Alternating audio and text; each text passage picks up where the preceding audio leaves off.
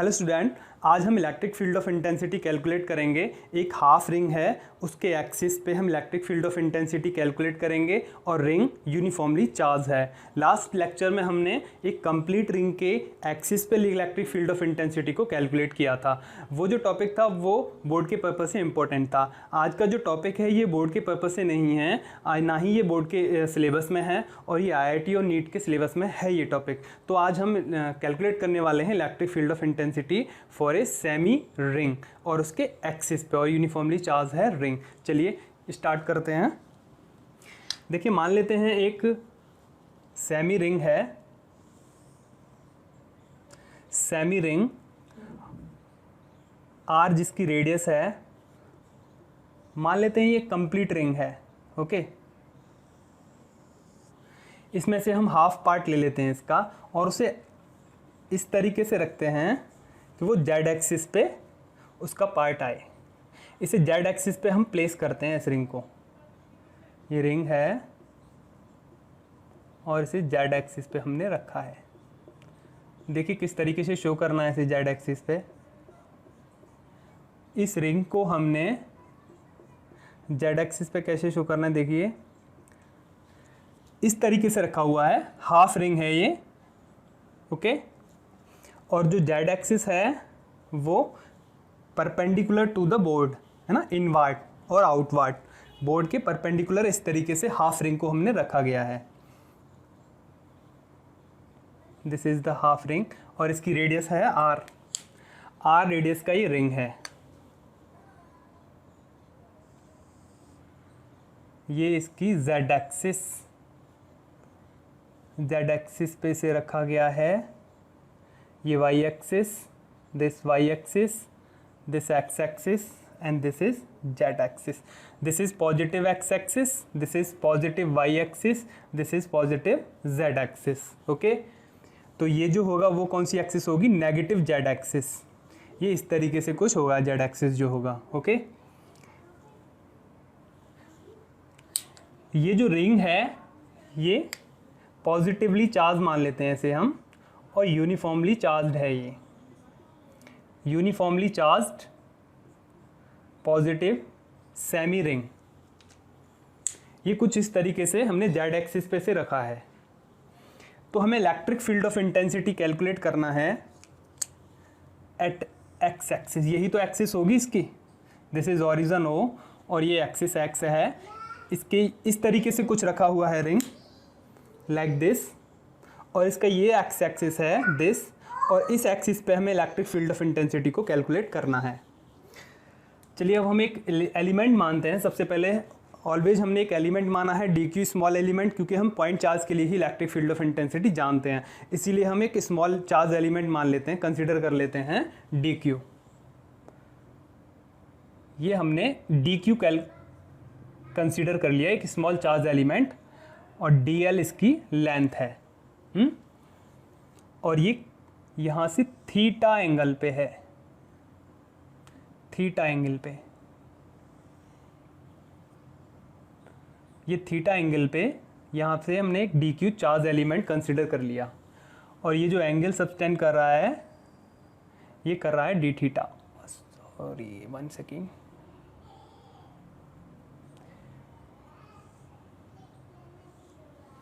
ये charge element है D Q theta angle पे। यहाँ ये डी थीटा सबटेंड कर रहा है एंगल। ये हमने चार्ज एलिमेंट कंसीडर किया। सबसे पहले हम जानते हैं कि एक चार्ज एलिमेंट के वजह से इलेक्ट्रिक फील्ड ऑफ इंटेंसिटी ये इस तरीके से रखा हुआ है पार्ट। तो charge electric field of intensity इस तरीके से डायरेक्शन होगी, क्योंकि यहाँ ये अगर एक्सिस है इसकी तो इस तरीके से ये इसकी डायरेक्शन होगी अवे फ्रॉम द चार्ज। तो ये होगा, सपोज यहाँ इस पॉइंट पे एक्सिस पे ये पॉइंट है P, यहाँ हम electric field of intensity calculate करना है। तो ये डायरेक्शन है DE की, क्योंकि ये स्मॉल एलिमेंट DQ की वजह से इलेक्ट्रिक फील्ड ऑफ इंटेंसिटी होगा DE। इसकी डायरेक्शन होगी अवे फ्रॉम द चार्ज। तो हम पॉइंट चार्ज के लिए जानते हैं इलेक्ट्रिक फील्ड ऑफ इंटेंसिटी। यहाँ हम आज जो कैलकुलेट करेंगे ये पोजिशन कोऑर्डिनेट की फॉर्म में कैलकुलेट करेंगे, क्योंकि हमने इसे 3 डायमेंशन में से रखा हुआ है ऑब्जेक्ट को। वर्टिकल रखा हुआ है, जेड एक्सिस के अलोंग रखा हुआ है, और एक्स एक्सिस इसकी जो एक्सिस है, जो सेंटर से जो लाइन जा रही है वो एक्स एक्सिस पे है, वर्टिकल वाई डायरेक्शन हो गया, ओके और जो प्लेस है वो जेड डायरेक्शन। तो ये 3 डायमेंशन में रखा हुआ है ऑब्जेक्ट। तो हम इलेक्ट्रिक फील्ड ऑफ इंटेंसिटी को आज रेक्टेंगुलर कंपोनेंट की फॉर्म में कैलकुलेट करेंगे आई जे के, क्योंकि जब भी 3 एक्सिस आती हैं म्यूचुअली परपेंडिकुलर 3 एक्सिस हैं यहाँ पे, तो 3 एक्सिस जब आती हैं तो 3 हमें रेक्टेंगुलर कंपोनेंट ऑफ वेक्टर आपने पढ़ा था क्लास 11th में आई जे के, तो उसी फॉर्म में हम इसे कैलकुलेट करेंगे। ये अगर एक्स एक्सिस है तो यहाँ पॉजिटिव आई, यहाँ पॉजिटिव के होगा जेड एक्सिस के लॉन्ग, और वाई के लॉन्ग पॉजिटिव जे होगा। तो चलिए इलेक्ट्रिक फील्ड ऑफ इंटेंसिटी की जो वैल्यू होगी वो क्या होगी, due two point charge, electric field E due two point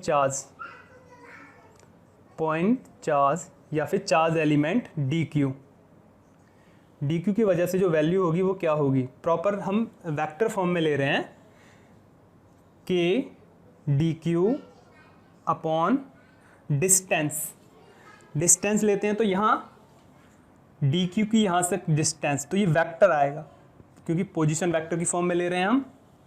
तो एक वेक्टर होगा जो डी क्यू से पी की तरफ होगा, एक वेक्टर होगा जो डी क्यू से पी की तरफ होगा। वेक्टर मान लिया हमने D Q to P, this is the vector.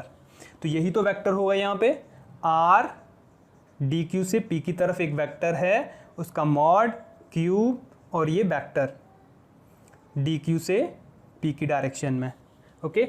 इसका मीन्स लिया हमने डी क्यू टू पी, जैसे पहले लेते थे फर्स्ट और second, first initial and final.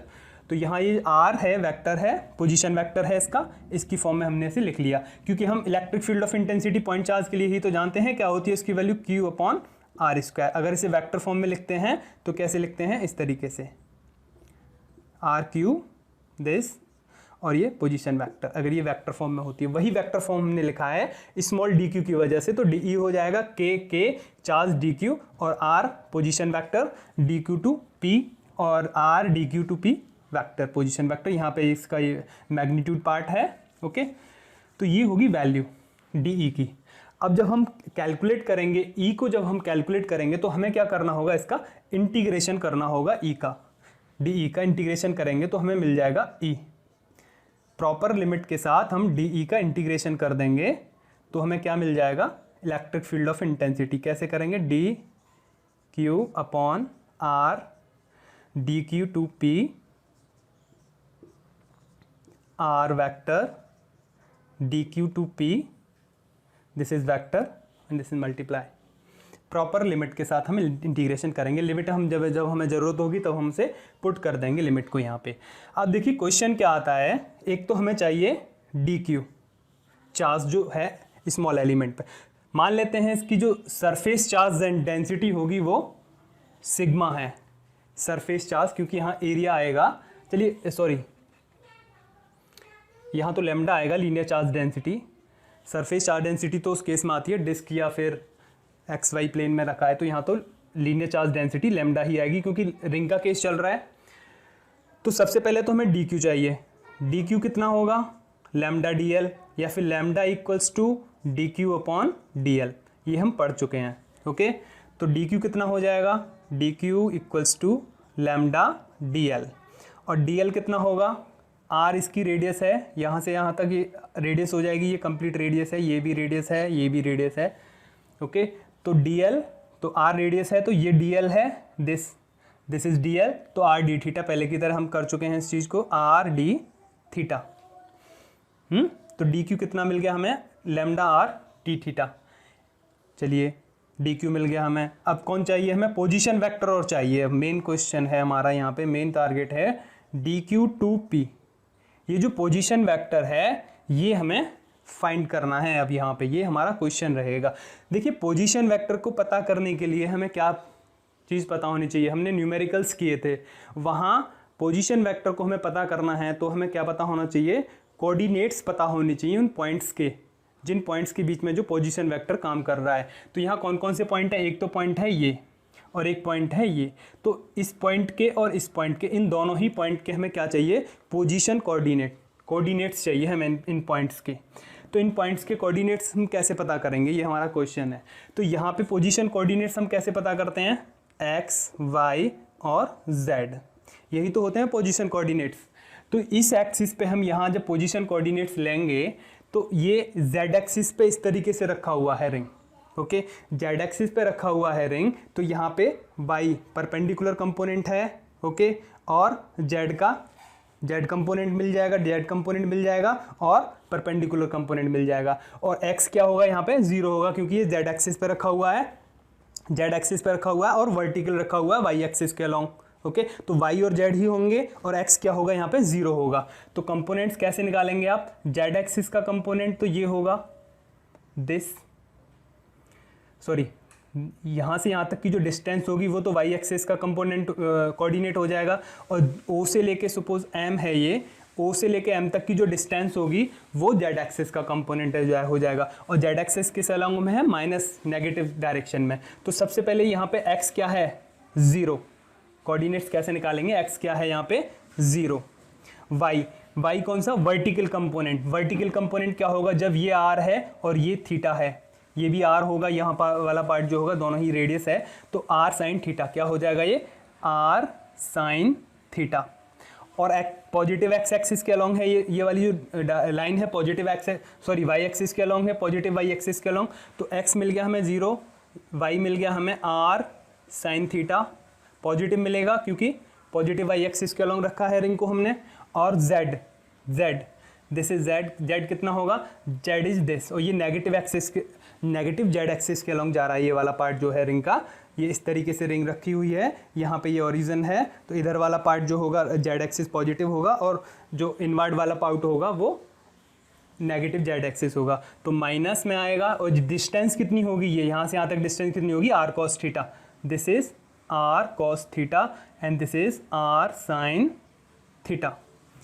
तो माइनस आर कॉस थीटा, और तो जेड वाला पार्ट कितना हो गया, माइनस आर कॉस थीटा, तो हमें एक्स वाई जेड इसके कोऑर्डिनेट्स मिल गए हैं, ये हमें कोऑर्डिनेट्स मिल गए, इस पॉइंट के कोऑर्डिनेट्स मिल गए, इसके कोऑर्डिनेट्स देखते हैं, एक्स वाई जेड, एक्स कितना है यहाँ पे, यहाँ से लेके यहाँ तक, सपोज एक्स डिस्टेंस पे हमें कैलकुलेट करना है इलेक्ट्रिक फील्ड ऑफ इंटेंसिटी को, इसे तो एक्स ही मान लेते हैं, चलिए वाई कितना होगा, वाई 0 है यहाँ पे इस एक्सिस पे 0, जेड भी इस एक्सिस पे 0 है, तो इस पॉइंट के कोऑर्डिनेट्स क्या हो जाएंगे, x 0 0, ओके, तो ये हमें कोऑर्डिनेट्स मिल गए दोनों ही पॉइंट्स के। अब जब हमें कोऑर्डिनेट्स मिल गए हैं दोनों ही पॉइंट्स के, तो dq का पोजीशन वेक्टर निकाल लेते हैं सबसे पहले, तो r dqp कैसे होगा, r देखिए फाइनल माइनस फर्स्ट हम पढ़ चुके हैं, तो position vector rp minus position vector ये फर्स्ट वाला r dq का जो पोजीशन वेक्टर होगा, देखिए दिस, ये जो पोजीशन वेक्टर मान लेते हैं dq का, this is r dq, this is r dq, ये वाला पार्ट जो है क्या है, this is r dq, figure थोड़ा सा गंदा हो जाएगा, ध्यान रखना है आपको, r dq दिस, और ये r dq p, और यहाँ से यहाँ तक जो पोजीशन कोऑर्डिनेट है इसे मान लेते हैं r p, this is position vector r p, sorry r p this. तो हमने क्या बताया था, जो कंटिन्यूअस होते हैं, एक तो वेक्टर कौन सा है कंटिन्यूअस, r dq, उसके बाद r dq p, उनको ऐड कर देते हैं, इनको हमने ऐड कर दिया r dq to p, एक ये दिस वेक्टर ये ऐड हो जाएंगे, किसके इक्वल हो जाएंगे, ये r p के इक्वल हो जाएंगे, किसके इक्वल हो जाएंगे, r p के इक्वल, तो यहाँ से r dq p कितना आएगा, यही तो आएगा निकल के, सिंपल हमने ट्रिक से निकाल लिया, और इसे हम फिगर से भी समझा सकते हैं इस चीज़ को यहाँ पे, चलिए, तो यहाँ हमें r dq p मिल गया। अब r dq p केवल अभी इक्वेशन मिली है, अब इसमें हमें r p चाहिए, इसके पोजीशन कोऑर्डिनेट्स तो हमें पता है, लेकिन पोजीशन वेक्टर पता करना है, तो पोजीशन वेक्टर कैसे पता करेंगे, पोजीशन वेक्टर कैसे निकालते हैं, x i cap, y j cap, z k cap, x कितना है इसका 0 i कैप प्लस y कितना है इसका r, सबसे पहले हम निकाल रहे हैं r dq के लिए ले रहे हैं, सबसे पहले पोजीशन कोऑर्डिनेट्स हम r dq के लिए निकाल रहे हैं, आर डी क्यू के लिए। x कितना है 0, 0 आई कैप प्लस y कितना है y R sine theta, R sine theta J cap, फिर प्लस और जेड कितना है इसका माइनस आर कॉस थीटा, तो plus minus minus R cos theta K cap. Okay, ये हो गया are D Q.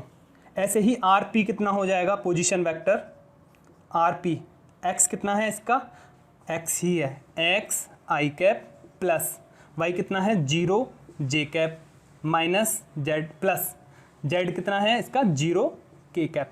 Are D Q R P हमें दोनों मिल गए, इन दोनों को क्या करना है माइनस करना है, तो हमें कौन मिल जाएगा R D Q to P, ये वेक्टर हमें मिल जाएगा। चलिए माइनस करते हैं, तो माइनस जब आप करेंगे तो आई आई वाले माइनस हो जाएंगे, R P minus R D Q, तो ये पहले आएगा ये बाद में आएगा, तो X minus zero, X minus zero और कॉमन कौन आएगा I cap, R P minus R D Q, ये निकालना है हमें यहाँ पे। फिर 0 minus R sine theta, R sine theta कितना होगा, यहाँ पे कौन आएगा जे कैप, फिर कौन आएगा चलिए 0 minus R cos theta, 0 minus R cos theta, और ये माइनस ऑलरेडी क्या है माइनस है यहाँ पे, तो ये क्या हो जाएगा प्लस। ओके, इसे माइनस कर रहे थे यहाँ पे, तो ये क्या हो जाएगा प्लस, क्योंकि are P minus R D Q कर रहे हैं ना, तो यहाँ कौन होगा के कैप। तो R D Q to P कितना आया, R D Q to P जो वेक्टर है पोजीशन वेक्टर कितना आएगा एक्स आई cap minus R sine theta और plus sorry this is J cap plus R cos theta K cap. ये मिल गया हमें R D Q P, this position vector हमें मिल चुका है, दिस इज, ये हमें यहाँ पुट करना है ये वैल्यू। इसके बाद कौन चाहिए सेम इसका मॉड मीन्स इसका मैग्नीट्यूड, तो आर डी क्यू पी का मैग्नीट्यूड क्या होगा, इसका मैग्नीट्यूड क्या होगा x square this X square Y square Z square under root, यही तो होता है X square Y square Z square under root, X square plus Y square कितना है इसका 8 साइन थीटा, और माइनस में है तो वो प्लस हो जाएगा R square sine square theta plus Z square, Z कितना है इसका R cos theta, R square cos square theta. Okay, और इसका अंडर रूट, कौन सा फॉर्मूला लगाया हमने X square plus Y square plus Z square का अंडर रूट, ये मिल गया हमें यहाँ पे आर डी क्यू पी। दोनों ही चीज़ें हमें यहाँ पे मिल चुकी हैं, इन्हें हम यहाँ पुट कर देते हैं। चलिए अब जब हम इन्हें यहाँ पुट कर देते हैं तो ये वैल्यू क्या मिलती है हमें, प्रॉपर लिमिट अभी हमने रखी नहीं है, K D Q upon R D Q P, this सबसे पहले आएगा X square plus are square sine square theta plus are square cos square theta और इसका अंडर रूट, और फिर उसका क्यूब करना है, अंडर रूट मीन्स 1/2, और ऑलरेडी यहाँ पे क्यूब है तो कितना हो जाएगा ये 3/2, क्योंकि ये अंडर रूट 1/2 ऑलरेडी क्यूब है तो कितना हो जाएगा 3/2। इसके बाद this vector are D Q P, ये वाला वेक्टर आएगा दिस यहाँ पे मल्टीप्लाई में। चलिए अब हम इसी वेक्टर को लिख देते हैं डायरेक्ट यहाँ पे, बाकी का तो यहाँ यूजलेस है, उसे हटा देते हैं, दिस पार्ट इज यूजलेस, इसे यहाँ से हटा देते हैं।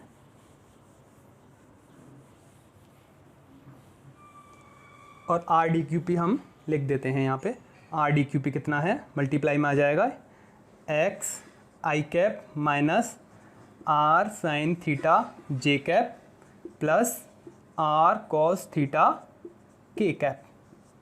ये वैल्यू हमने यहाँ आर डी क्यू पी की जगह पुट कर दिया। अब इसे भी हटा देते हैं हम यहाँ से।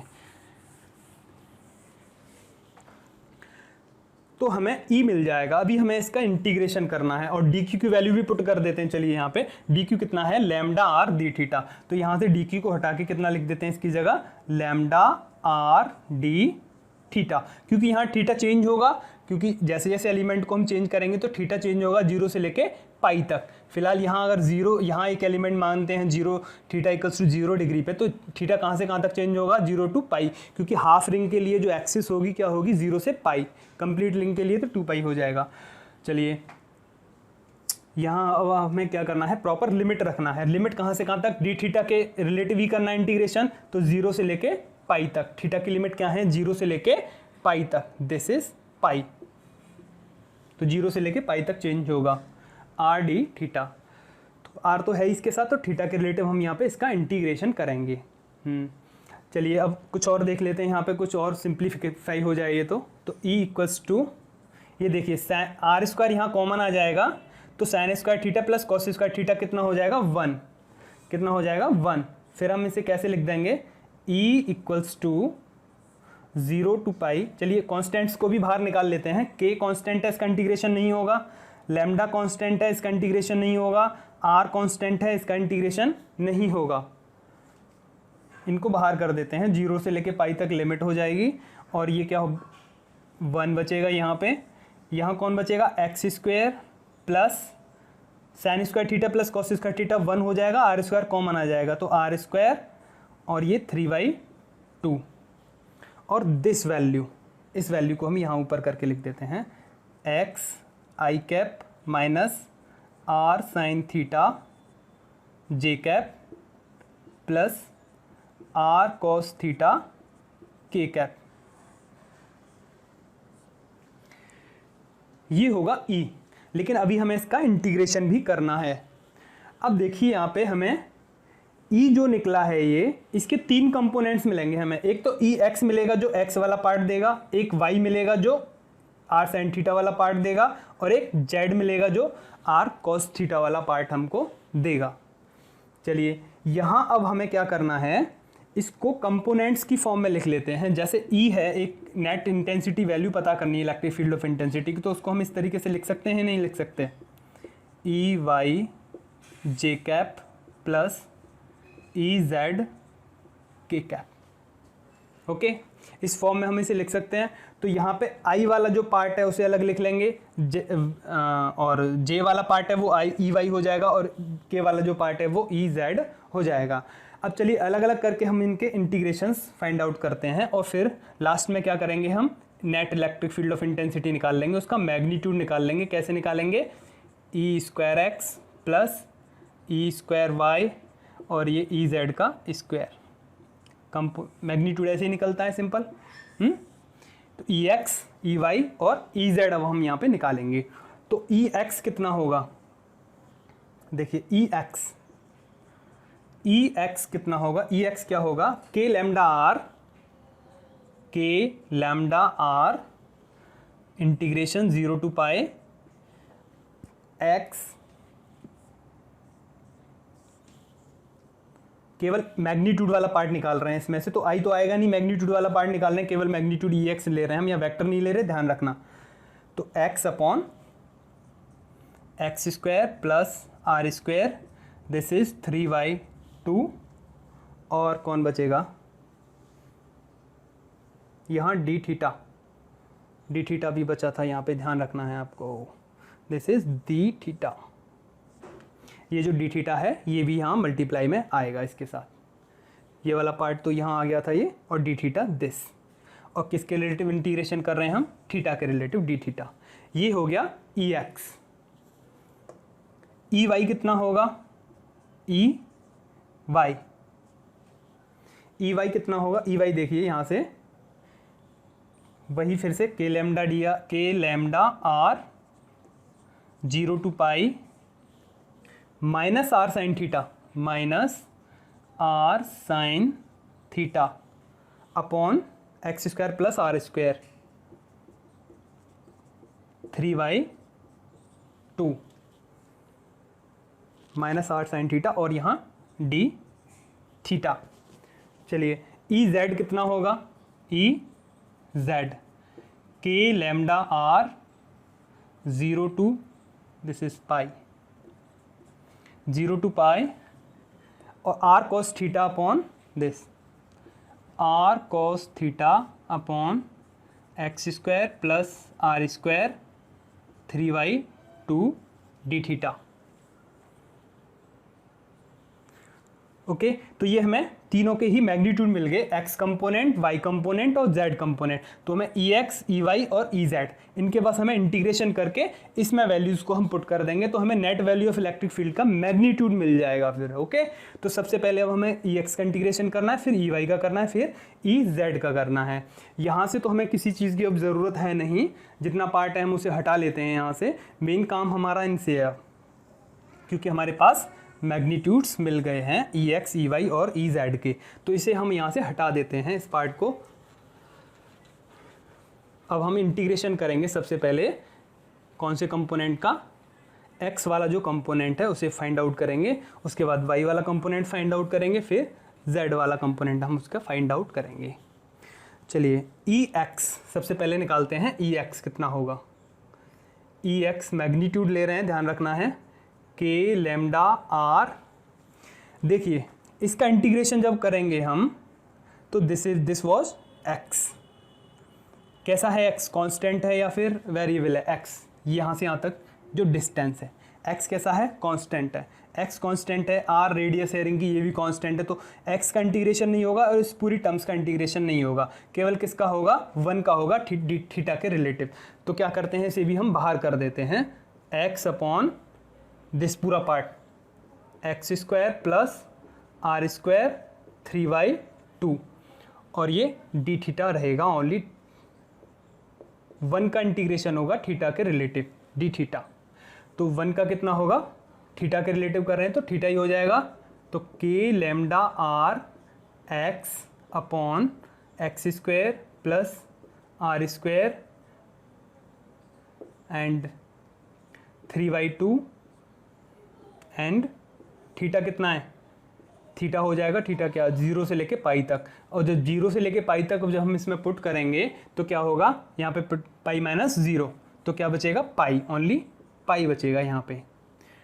और लैम्डा को भी देख लेते हैं, लैम्डा कितना होगा, लैम्डा क्या है, total charge on this, total charge मान लेते हैं क्यू है इसके पास, रिंग के पास टोटल चार्ज क्यू है और लेंथ, टोटल लेंथ कितनी होगी इसकी, हाफ रिंग है ये, तो कितनी हो जाएगी लेंथ, कंप्लीट रिंग की लेंथ कितनी होगी 2πr, हाफ की कितनी हो जाएगी पाई आर। भाई लैम्डा इक्वल्स टू हमने बताया था टोटल चार्ज अपॉन लेंथ, या फिर lambda equals to D Q upon D L, यही तो दो फॉर्मूले बताए थे जब चार्ज डेंसिटी पढ़ी थी हमने, क्यू अपॉन एल या फिर D Q upon D L, तो total charge upon total length. Okay तो this is also charge density.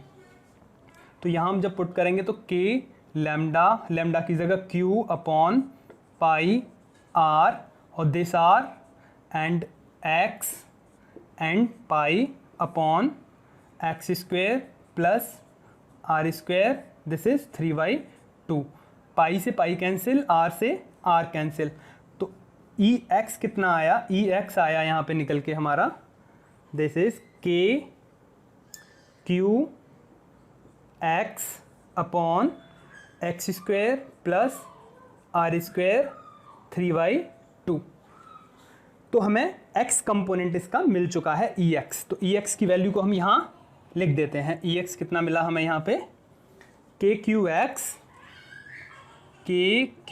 X upon x square plus are square 3/2। Okay ये वैल्यू हमें यहाँ पे मिल चुकी है इसकी ई एक्स की। अब हम निकालेंगे ई वाई निकालेंगे अब हम, तो ई एक्स से तो हमारा काम हो गया, ई वाई निकालते हैं। चलिए ई वाई, तो ई वाई निकालते हैं यहाँ पे, ई वाई। अब देखिए यहाँ पे 0 से लेके पाई तक इसका इंटीग्रेशन करना है, के लैम्डा आर, के का इंटीग्रेशन नहीं होगा, लैम्डा का नहीं होगा, आर का नहीं होगा, और माइनस को भी यहाँ हम बाहर कर देते हैं इसे, और ये आर का नहीं होगा, आर तो आ ही गया बाहर, और एक आर ऑलरेडी यहाँ है, तो कितना हो जाएगा ये आर स्क्वायर, दिस आर और दिस आर स्क्वायर, इसका इंटीग्रेशन नहीं होगा। X square plus are square, इसका भी इंटीग्रेशन नहीं होगा। तो x square plus are square 3/2 और किसका इंटीग्रेशन होगा? 0 से लेके पाई तक ओनली साइन थीटा का इंटीग्रेशन होगा, साइन थीटा और ये डी थीटा। चलिए इंटीग्रेशन कर लेते हैं इसका। Minus k lambda r square upon x square plus are square 3/2 sine theta का इंटीग्रेशन क्या होगा? Minus cos theta. और लिमिट पुट करेंगे 0 से लेके पाई तक। चलिए यहाँ वैल्यूज़ पुट करते हैं इसकी, पाई और 0 को लिमिट में लोअर और अपर लिमिट की वैल्यूज़ पुट की जाएंगी। लैम्डा की वैल्यू भी यहाँ हम पुट कर देते हैं। अभी जो निकाली थी लैम्डा कितना आया था? Q upon pi r, total charge upon total length, q upon pi r, this is r square already, upon x square plus are square 3/2। Limit put करते हैं माइनस, इस माइनस को चलिए बाहर कर देते हैं, तो ये माइनस माइनस मिलके क्या हो जाएंगे? प्लस हो जाएंगे। ठीक है, यहाँ प्लस आएगा। कॉस थीटा पाई, तो कॉस पाई माइनस कॉस 0, यही तो होगा। कॉस पाई की वैल्यू कितनी होती है? कॉस 180 माइनस 1 होता है cos 180, cos 90 plus 90, cos 90 plus theta second में, और क्या हो जाएगा? माइनस साइन 90, तो -1, और ये वैल्यू कितनी होगी? -1। तो लिमिट पुट जब हम करेंगे तो इसकी वैल्यू कितनी आएगी? -1। तो ऑलरेडी ओवरऑल वैल्यू लिख देते हैं, आर से ये कैंसिल आउट हो जाएगा, और यहाँ क्या बचने वाला है फिर?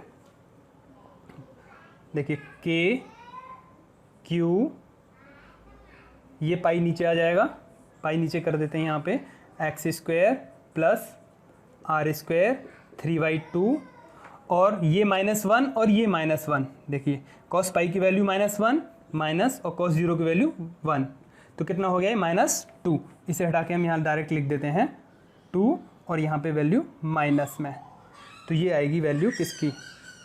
-2k क्यू अपॉन पाई, और एक आर भी बच रहा है अभी, यहाँ पे एक आर भी बचा हुआ है। Okay, this is the value of E y. अब ये ई वाई की वैल्यू को हम यहाँ पे पुट कर देते हैं, यहाँ लिख देते हैं कि हमें ध्यान रहेगा, -2k Q minus, complete value को हम यहाँ लिख देते हैं, -2k Q are upon pi x square plus are square, X square plus are square 3/2, this is E Y.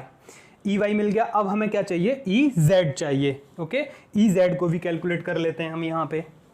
E Z कितना आएगा? वैसे ई जेड क्या आना चाहिए? आप अगर सोचें, सोच के बताइए कि ई जेड क्या आना चाहिए। ई जेड, क्योंकि रिंग रखा है जेड एक्सिस पे, इलेक्ट्रिक फील्ड ऑफ इंटेंसिटी की डायरेक्शन कैसे है? इस तरीके से लिया है डायरेक्शन को, तो ये कौन सा प्लेन है जो ये इस प्लेन में आ रहा है? दिस इज, या तो ये एक्स और वाई प्लेन में ही तो आएगा, तो जेड, तो इसका जेड एक्सिस वाला जो पार्ट होगा वो 0 आना चाहिए, क्योंकि ऑलरेडी हम जब पहले जो कैलकुलेट किया है तो केवल एक्स एक्सिस के अलॉन्ग आई थी electric field of intensity, complete ring के लिए एक्स एक्सिस के अलॉन्ग आई थी। लेकिन यहाँ पे हाफ रिंग है, तो कंपोनेंट्स कट नहीं रहे हैं, क्योंकि जो कैंसिल आउट कंपोनेंट हो रहे थे पहले वो नहीं हो रहे यहाँ पे। ई साइन थीटा जो परपेंडिकुलर कंपोनेंट कैंसिल आउट हो रहा था, लेकिन यहाँ क्या है? केवल एक्स ही नहीं है, एक्स के साथ वाई प्लेन भी आएगा, वाई डायरेक्शन भी आएगी, तो ये एक्स वाई प्लेन में होगी नेट वैल्यू की, जो डायरेक्शन नेट इलेक्ट्रिक फील्ड की जो वैल्यू होगी। तो ई जेड निकाल देते हैं हम। ई जेड 0 आना है तो सही है, अदरवाइज ये गलत है। तो ई जेड क्या है? के लैम्डा आर, और इंटीग्रेशन आर का नहीं होगा, आर बाहर ले लिया हमने तो आर स्क्वायर हो गया। और x square upon are square का इंटीग्रेशन नहीं होगा, 3/2, और किसका होगा? 0 to pi cos theta d theta. Okay, चलिए k lambda r square upon x square plus are square 3/2। Cos theta का इंटीग्रेशन क्या होगा, साइन थीटा 0 से pi k lambda r square upon x square plus are square 3/2। First रखेंगे upper limit तो sine pi minus sine 0। Sine pi कितना होता है 0, sign 0 कितना होता है 0, 0 माइनस 0 0 और मल्टीप्लाइड में इसके साथ, तो ई जेड क्या आया 0। तो ई जेड कितना आया यहाँ पे हमारा 0। तो हमें तीनों ही कंपोनेंट्स मिल गए, ई एक्स ई वाई और ई जेड। करना क्या है अब, इनको बस यहाँ पुट करना है, E X E Y E Z. Net value of electric field of intensity का मैग्नीट्यूड हमें मिल जाएगा। इन वैल्यूज़ को हम ई एक्स ई वाई और ई जेड को हम यहाँ रख देंगे तो हमें वेक्टर फॉर्म मिल जाएगी। देखिए वेक्टर फॉर्म क्या होगी इलेक्ट्रिक फील्ड ऑफ इंटेंसिटी की, और मैग्नीट्यूड फॉर्म क्या होगी, ये दोनों ही हम यहाँ पे कैलकुलेट कर देंगे। देखिए इस इक्वेशन में रखते हैं तो वेक्टर फॉर्म मिलेगी हमें। ई वेक्टर फॉर्म में इलेक्ट्रिक फील्ड ऑफ इंटेंसिटी क्या होगी, ई एक्स कितना है this, k Q x upon x square plus are square 3/2। E x I cap plus E y this is minus 2 के Q R upon pi x square plus are square 3/2 j cap plus E Z क्या है 0 plus 0 K cap. तो 0 K cap इसका तो कोई means नहीं है तो 0 हो जाएगा। तो ये हो गया इलेक्ट्रिक फील्ड ऑफ इंटेंसिटी की vector form. This is the vector form of electric field of intensity. ये होगी इलेक्ट्रिक फील्ड ऑफ इंटेंसिटी की वैल्यू। ओके, आई और जे क्या शो कर रहे हैं कि एक्स और वाई प्लेन में, एक्स वाई प्लेन में ये वैल्यू आएगी। एक एक्स एक्सिस के अलोंग ही नहीं होगी इलेक्ट्रिक फील्ड ऑफ इंटेंसिटी की वैल्यू, ये वाई डायरेक्शन में भी जाएगी इसकी वैल्यू कहीं। चलिए अब इसका सिंपल है, देखिए क्या निकालना है, magnitude x square plus Y square plus Z square. X वाला पार्ट ये है, वाई वाला पार्ट ये है, जेड जे को हटा के और जेड वाला पार्ट 0 है, कुछ नहीं है। इन तीनों की जगह वैल्यूज पुट करनी है। ई एक्स को यहाँ पुट करो, ई वाई को यहाँ पुट करो, ई जेड को यहाँ पुट करो। चलिए क्या होगी वैल्यू, अंडर रूट के साथ वैल्यूज़ को पुट करो। E x k Q x upon x square plus are square 3/2 और फिर इसका होल स्क्वायर। ई एक्स को पुट कर दिया हमने, दिस वैल्यू को ई एक्स यहाँ पुट कर दिया, whole square plus E Y minus के साथ माइनस 2 के Q R upon pi x square plus are square 3/2 square, whole square आएगा क्योंकि यहाँ पे होल स्क्वायर ई वाई का, प्लस ई जेड क्या है 0 का whole square, E X square E Y square plus E Z square. तो ये मैग्नीट्यूड आ जाएगा। ये तो 0 होने वाला है तो इसे हटा देते हैं यहाँ से। अब देखिए k q upon x square plus are square 3/2 दोनों में कॉमन है, दोनों में क्या है ये वैल्यू कॉमन। तो इसे क्या कर देते हैं हम, बाहर निकाल लेते हैं। ई को जब हम बाहर निकालेंगे, sorry, k q upon x square plus are square 3/2, इसे बाहर लेंगे, अंडर रूट से बाहर ले रहे हैं, इसे हम अंडर रूट से बाहर ले रहे हैं। अब इसे यहाँ से हम थोड़ा सा हटा लेते हैं, ये काम हो गया है। K Q x square r square 3/2 square है इनके, तो स्क्वायर का ही बाहर आएगा कॉमन, तो स्क्वायर के साथ अंडर रूट भी आएगा, स्क्वायर के साथ अंडर रूट भी आएगा। ओके, तो अंडर रूट से स्क्वायर कैंसिल आउट हो जाएगा, तो क्या आएगा कॉमन में बाहर, ओनली दिस वैल्यू आएगी कॉमन में बाहर, k q upon x square r square. और अंदर कौन बचेगा, एक्स, यहाँ पे क्या बचेगा, एक्स स्क्वायर बचेगा। और यहाँ ये माइनस तो स्क्वायर के साथ प्लस हो जाएगा, प्लस के क्यू बाहर आ गए, 2 और आर स्क्वायर, तो 4 2 2 जा 4 और आर स्क्वायर, ये पार्ट पूरा बाहर आ गया कॉमन के साथ, बचा कौन, पाई, दिस इज पाई स्क्वायर।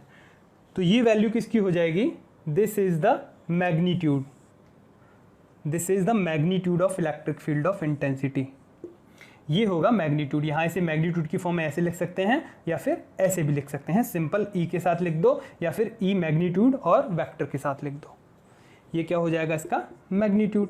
तो ये होगी net value of electric field, this is the net value of electric field of intensity due to a uniformly charge ring on the axis of this, इसके axis पे हमने इसको find out किया।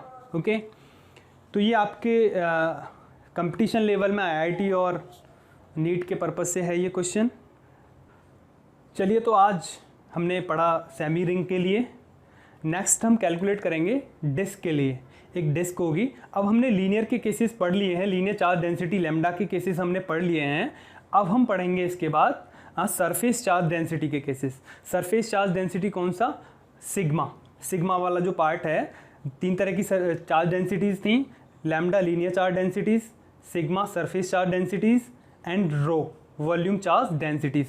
तो linear charge density के तो हमने काफ़ी क्वेश्चंस कर लिए हैं, न्यूमेरिकल या डेरिवेशंस कर लिए हैं, लेकिन अब हम करने वाले हैं सरफेस चार्ज डेंसिटीज़ के क्वेश्चंस। तो सबसे पहले लेंगे हम डिस्क, एक डिस्क होगी, उसके लिए हम कैलकुलेट करेंगे इलेक्ट्रिक फील्ड ऑफ इंटेंसिटी की वैल्यू, क्योंकि हम वहाँ चार्ज एलिमेंट लेंगे तो रिंग लेंगे चार्ज एलिमेंट, क्योंकि रिंग के हम लिए जानते हैं, है ना, बहुत छोटी छोटी रिंग को मिला के क्या बना देंगे, डिस्क। एक छोटी सी रिंग लेंगे, बहुत छोटी सी रिंग, बहुत सारे एलिमेंट बन जाएंगे उसमें, तो क्या बन जाएगी, एक डिस्क बन जाएगी। तो डिस्क के लिए नेक्स्ट हम फाइंड आउट करेंगे। आज के लिए इतना ही है, थैंक यू फॉर टुडे।